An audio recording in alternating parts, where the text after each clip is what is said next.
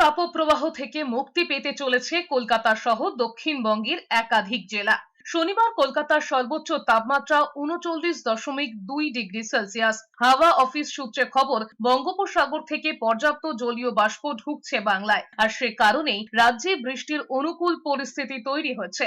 রবিবার থেকে বৃষ্টিতেও ভিজতে পারে কলকাতা সহ ২ চব্বিশ পরগনা, বীরভূম, মুর্শিদাবাদ, পূর্ব মেদিনীপুর এবং নদিয়া। বাকি জেলাগুলিতে দাবদাহ বজায় থাকবে, তেমনটাই জানিয়েছে আলিপুর হাওয়া অফিস। আবহাওয়া দফতর সূত্রে খবর, সোমবার থেকে বুধবার পর্যন্ত রাজ্যের সবকটি জেলাতেই বজ্রবিদ্যুৎ সহ বৃষ্টিপাত হবে। দহন জ্বালা থেকে সাময়িক মুক্তি পাবেন রাজ্যবাসী।